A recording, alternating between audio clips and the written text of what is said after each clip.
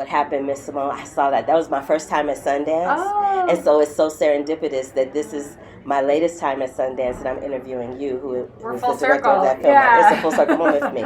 But what is it about these subjects, people that have some type of humanity issue, that draws you to that? What is it about those types of stories that draws you in? Yeah.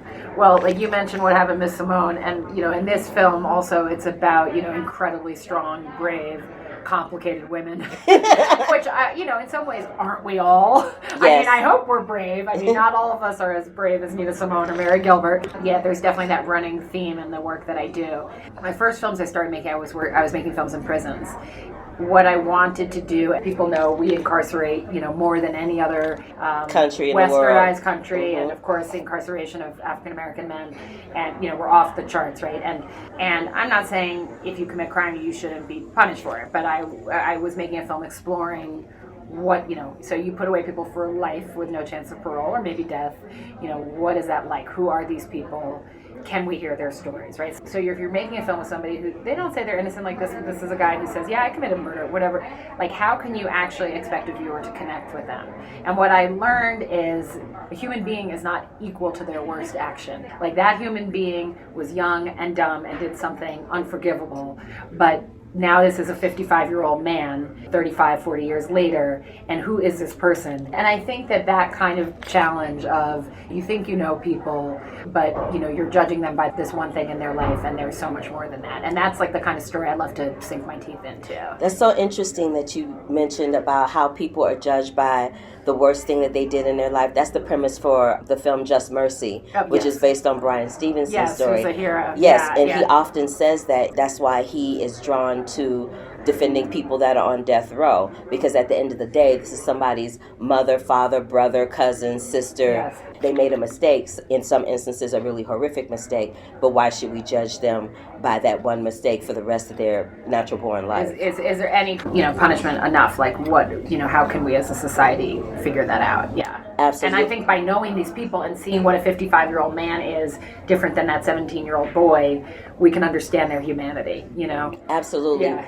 What type of research, other than what was already available to you based on the case, did you have to do in addition to that? The one image I cannot get out of my mind is that image of when they finally find Shannon. Yeah. Cannot get it out of my mind. Yeah. We had the book Lost Girls that Bob Kolker reported, and it was so filled with detail and character, personal tics, and just like what made these women unique and special and who they were. So we had a treasure trove. Of course, there were documentaries that have been done, so we're able to kind of study the women who are in the film, and so there was a wealth of material. I also got to meet Mary Gilbert before she died. Passed. Yes. So I sat down with her. She was really excited. She helped the film would really help get public attention on this case that people were trying to bury. And so I got to meet her and kind of hear from her some little details about herself and her life that really helped me make the film a little more nuanced. Yeah. Okay. Yeah. What happened with her younger daughter? Do we know where she is? So Mary Gilbert had 4 children. We have 3 of them in the film that you know about. So Shannon Gilbert, who goes missing. Cherie Gilbert, played by Thomasin McKenzie, who helped her mother on the search. And then a younger daughter named Sarah. Sarah, yes. And Sarah is played by Una Lawrence. Sarah is now in prison. You look at the family, the Gilbert family, and you see the ravages of mental illness, lack of good health care, mental health care, and not enough money for an American family. How it can be torn apart. How do you think this film is going to impact the way that police departments investigate these types of crimes? Because the biggest issue was the fact that you had a mother saying, look, I know she's missing. I know something's happened. This doctor called me. Why aren't you doing anything? And then they ultimately end up finding her in the one place that she had insisted that they look all along. And it's a recurring thing. I used to work for America's Most Wanted as an intern. Yeah. And I remember vividly this one case, and I stopped working there after this. This one case where this woman, her daughter on Easter Sunday with a bunch of kids went to walk to the movies in Baltimore, Maryland. And it was like 12 or 15 kids, but for whatever reason, her daughter was the one that they snatched out of that group. And she was murdered. And when we went into the home to speak to the mom, it was heartbreaking because the mom still had not come to grips with the fact that her daughter was no longer here. She was holding out hope that they were still going to find her, like she was not trying to be in that place. And I personally just couldn't handle that. I don't ever want to see another mother, another family go through that. So I'm wondering what we can do to try to help police departments pay attention. When a woman or a father or a parent says, my child is missing, can we change the laws in the number of hours that they start to look for them? Like, what can we do? I mean, I think that we're telling these stories, right? And I mean, the day that Netflix released our trailer, the police held the news conference, the first news conference they'd held in a long time.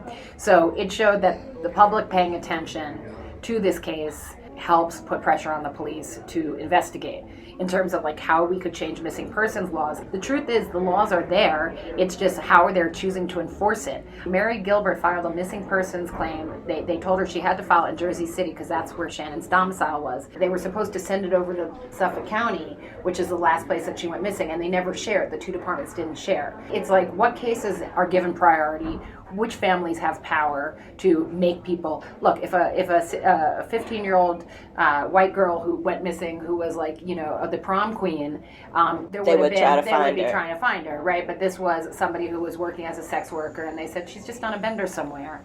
And Mary knew her daughter didn't do that. And that was the other thing that struck me, because usually when you hear these stories associated with African American girls. That's right. You know, and this is a working class white family who was subjected to same treatment, right? These people don't count. And it was a very similar treatment that you see African Americans get regularly by the cops, yeah. Have to ask you, just because I'm here with you. There were 11 female filmmakers this past year that made some magnanimous art. Yeah. And I saw every last single one of them. How annoyed are you at the fact that the industry, the entities that be, still continue to ignore the work of women? Like, when are we going to get to the day where they look at the art as opposed to the gender? I will say that it all starts with who gets to make their art in the first place, right? Like, there were 11 great films by women, but there were 20, 50 times that film's made by men. There's just more, right? And there's more at a high budget level. Bigger budgets let you do fancy things that people appreciate in cinema. So